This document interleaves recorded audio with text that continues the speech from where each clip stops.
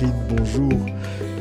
Merci de nous recevoir chez toi pour rendre un hommage tout particulier à Marshall Rosenberg qui est décédé récemment. Et un honneur pour moi de pouvoir partager quelques mots sur Marshall Rosenberg, un grand enseignant. Quand tu dis un grand enseignant, qu'est-ce que tu veux dire? Quelqu'un qui marche ses mots, j'aurais envie de dire, c'est-à-dire qui est cohérent avec ce qu'il est lui-même, son être et son enseignement. Une cohérence entre les deux. Il partageait cette expression de pouvoir rejoindre ses sentiments et ses besoins, mais il l'a fait pendant un certain nombre d'années pour lui-même avant d'enseigner. Et en même temps, on pouvait voir que la philosophie qu'il proposait était plutôt un art de vivre, moi je dirais une pratique quotidienne à travailler chaque jour. Et une grande humilité aussi qu'il avait, qui montrait qu'il ne venait pas simplement enseigner quelque chose, mais qu'il partageait quelque chose dont il avait le goût et l'élan. Je te posais la question d'un grand formateur. En même temps, moi, le premier souvenir que j'ai de lui, c'était vraiment quelqu'un un peu bourru comme ça, sur le côté, un peu timoré, presque, enfin refermé en tout cas sur lui-même. Pour quelqu'un qui enseigne l'élan du cœur, c'est quand même un peu étonnant, non? Oui, tout à fait. D'ailleurs, la première rencontre que j'ai eue avec lui, c'était la même chose. J'ai cru que c'était le garde-corps de Marshall Rosenberg. Et en même temps, au moment où il commençait à partager le processus, il y avait quelque chose qui s'éclairait en lui et qui montrait qu'en fait, il l'avait pratiqué sur lui-même. Et moi, je crois que c'était un grand timide. Un grand timide. Alors, c'est quand même aussi paradoxal, parce qu'un grand timide qui s'amène avec sa guitare en formation et qui chante, et qui se met sur la tête des oreilles de girafe ou de chacal et qui joue avec des marionnettes, on ne voit pas ça tous les jours chez les formateurs quand même. Tout à fait, on pourrait dire une grande pudeur par rapport à lui-même. Par contre, un comédien, un musicien, un chanteur qui a découvert qu'il avait une voix alors qu'il pensait qu'il ne pourrait jamais chanter parce qu'on lui avait dit « tu chantes faux ». Et au contraire, quelqu'un qui s'est mis à un moment donné à créer ses propres chansons, à les chanter et à les jouer à la guitare. Donc il a dû vaincre finalement pas mal de préjugés qu'on avait sur lui ou d'inconfort qu'il devait avoir. Parce qu'à partir du moment où il animait un séminaire, on voyait bien qu'il s'éclairait et que tout le monde participait avec joie à ces séminaires, surtout quand il commençait à présenter ses marionnettes. Il avait un talent d'impro assez hors du commun. Ça, je confirme effectivement. Comment est-ce que toi tu l'as rencontré la première fois?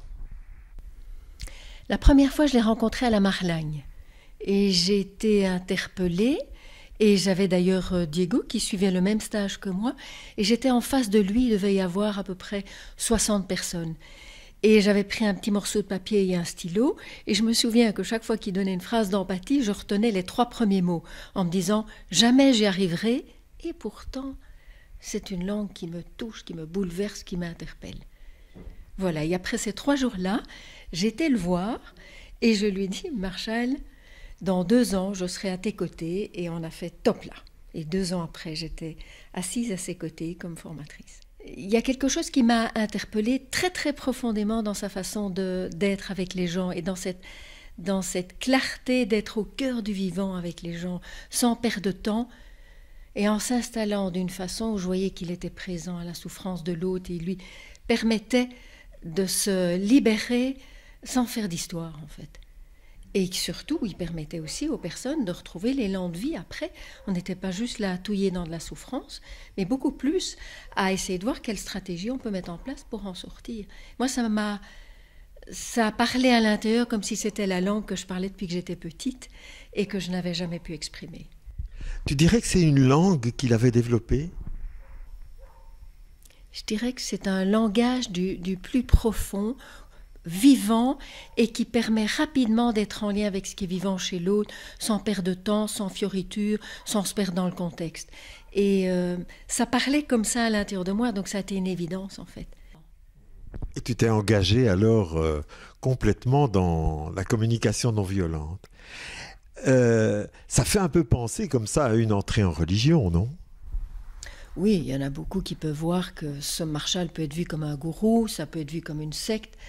J'ai vu autre chose, j'ai vu un moyen de pouvoir parler de cœur à cœur avec toute personne que je rencontrais. J'ai vu une langue, en fait, qui donnait l'accès à la chose et qui a quand même ses lettres de noblesse, parce que si la personne n'a pas envie d'aller plus loin dans un sentiment, un besoin ou une action, eh bien on n'est pas là pour convaincre.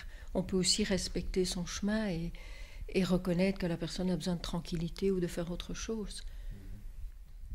Alors, un langage, en même temps, ça évoque une possibilité pour tous les êtres humains de se parler. Alors, il faudrait presque que le monde entier fasse de la communication non violente, non ?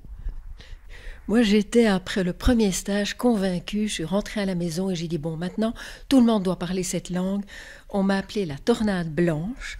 Ils ont, dans la famille, acheté un petit clown, tirelire, et ils ont dit, si à table, tu parles encore cette langue, tu nous casses les pieds, tu mettras 1 franc dedans, et quand le petit clown sera rempli, nous serons bien contents d'aller au restaurant.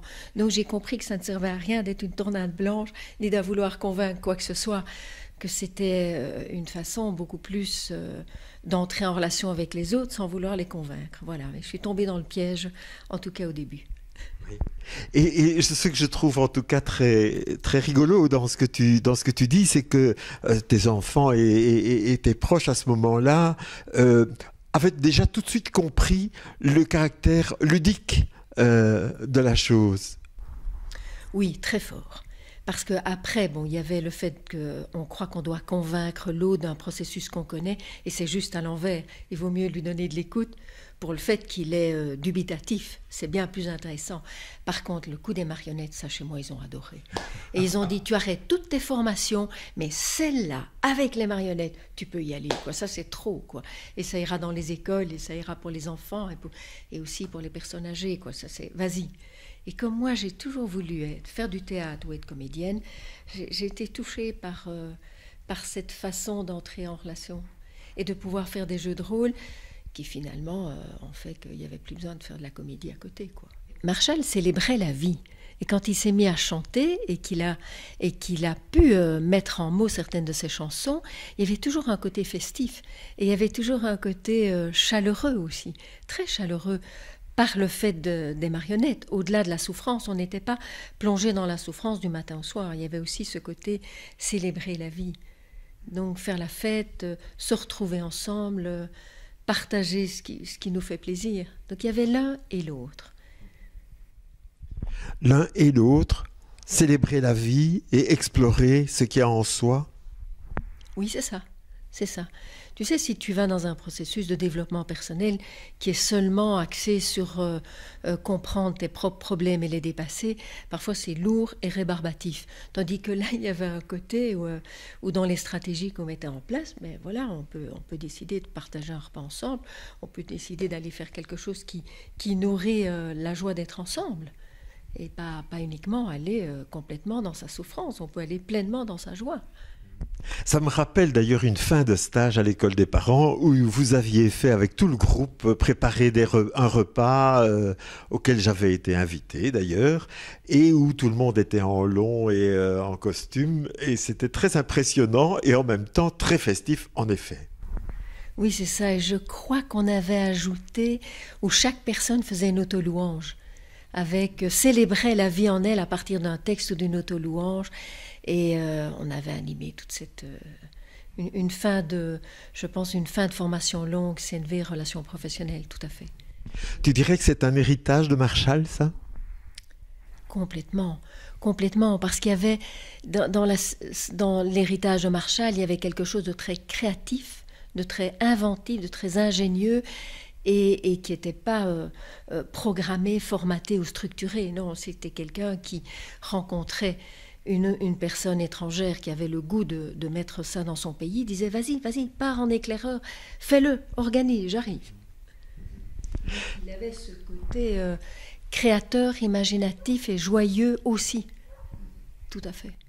Ça, je confirme, c'est le seul formateur que j'ai un jour vu se promener avec un diadème, avec des oreilles, je l'ai déjà dit, ou avec une guitare, pendant sa formation, pendant son groupe, et faire jouer les participants avec des oreilles, avec des marionnettes et des choses comme ça. C'est le seul formateur que j'ai vu faire ça. Écoute, il a fait beaucoup plus fort. Un jour, il est arrivé avec un petit cœur, et ce petit cœur palpitait, s'allumait et s'éteignait. On était écroulés. Et à ce moment-là, il avait en main un gros chacal, et ce chacal se contorsionnait, accouchait de lui-même, et en dessous, il y avait un petit bébé girafe. Et en même temps, il avait ce cœur qui palpitait. Donc là, on a été écroulés, quoi. C'est aussi quelqu'un qui a complètement engagé sa vie, et il parlait beaucoup de cette énergie divine d'amour. C'est comme ça qu'il disait qu'il était relié à plus grand, ce qui lui permettait de faire son travail. Alors quelqu'un qui est cohérent, quand même assez cohérent dans le fait de partager ça sur les 5 continents et partout. Et donc il y avait quelque chose d'universel dans son langage, et aussi d'avoir accepté à un moment donné que son histoire personnelle soit derrière, et d'avoir vendu tous ses biens, donc d'être complètement libre de tout ce qu'il possédait pour engager, je dirais, un petit peu un chemin de vie vers plus grand que lui, animé par plus grand que lui. Je crois que c'est ça qui me touche le plus. C'est que si je suis animée simplement par des intérêts personnels, j'irai pas très loin avec la CNV, mais si je suis animée par le cœur, et de voir qu'en chaque personne, il y a aussi une personne avec des sentiments et des besoins, mais il y a quelque chose du cœur à cœur qui s'ouvre et dont il laisse un héritage prégnant, interpellant, et sur les 5 continents. Je me souviens que c'était lui ou ses assistants qui sont allés au Rwanda au moment des événements. Écoute, le Rwanda, ça a été une histoire très, très, très prenante. Donc il est parti entre autres avec Anne Bourrit et d'autres. Ils sont partis pour une quinzaine de jours, et il a travaillé avec les Hutus, et puis ensuite il se faisait soutenir par l'équipe des formateurs tellement il était pris émotionnellement.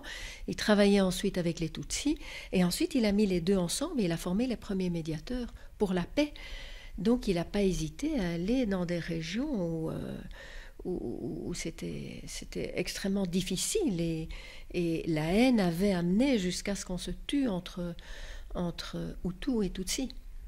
Donc ça a été une expérience très très forte, dont Anne Bourrit et d'autres sont revenus et ont mis des mois à s'en remettre, en fait. Et ça a été, je me souviens, dans une autre immersion que j'ai faite avec Marshall, qui revenait du Rwanda, où à un moment donné, il n'avait pas peur de fondre en larmes et de demander aux formateurs de faire une sorte de cercle autour de lui et de nous demander de l'empathie. Il disait, voilà, j'ai plus de ressources à l'intérieur de moi, il y a juste trop de souffrance, est-ce que vous pouvez me donner un peu d'empathie et je retrouverai les ressources pour continuer mon travail demain. Donc ça nous est arrivé plusieurs fois. J'ai beaucoup aimé aussi cette façon de ne pas se prendre pour un grand bonhomme qui n'aurait pas de sentiments ou pas de besoins, mais qui avait lui aussi des moments plus difficiles où il nous demandait tout simplement d'être à son écoute. Ceux qui ont succédé à Rosenberg souhaitaient former un groupe francophone de pays et d'autres et se regrouper ensemble pour assurer une pérennité. Et moi, tu vois, pour moi, Marshall Rosenberg, ce qu'il a amené fait partie du patrimoine de l'histoire, n'appartient à personne, est transmis aux uns et aux autres, aux hommes et aux femmes, comme ils peuvent. Donc, je dirais attention à toute forme de structure qui irait trop loin, et gardons quelque chose de cette liberté d'être que cet homme avait fondamentalement. Et puis j'ai envie de savoir, toi aussi, qui l'as rencontré et qui a fait des formations avec lui, qu'est-ce qui t'a touché dans cet homme? Qu'est-ce que toi, tu auras envie de dire? Eh bien, c'est assez proche de ce que tu dis. Ce qui m'a touché, c'est vrai, c'est ce caractère en contact avec, et qui nous invitait, nous aussi, à nous mettre en contact avec ce que nous sommes au plus profond. Certainement. J'ai toujours eu, moi, une méfiance peut-être encore plus grande que celle que tu exprimais par rapport au risque que ça puisse être récupéré dans une méthode qu'on enseigne comme telle et qui oublie la flamme de fond, le feu de fond que porte cette approche qui, comme tu dis, je suis assez à l'aise avec l'idée d'un langage à condition que ce ne soit pas un langage qu'on apprend comme l'anglais, mais que c'est un langage qui est au fond de nous tous et dont on peut retrouver des traces. Et pour moi, Marshall, je dirais, c'est un éveilleur de traces. À un moment donné, je me suis un peu distancié. C'était pas de lui. c'était du risque qu'il soit pris comme un gourou. Et je le voyais ça agir autour de moi. Le risque aussi que sa parole devienne une parole, pour certains, une parole d'évangile quasiment, en perdant l'humanité profonde qu'il y a là-dedans et qui est, comme tu dis, beaucoup plus proche d'une pensée libre. Je ne sais pas si, quand j'écoute ou quand je parle, je fais de la communication non violente, j'ai envie de dire je m'en fous, mais je reconnais de lui l'éveil de toute une série de pépites qui peuvent se trouver en moi ou à l'intérieur de chacun d'entre nous. Et ça, je lui reconnais d'avoir éveillé ça.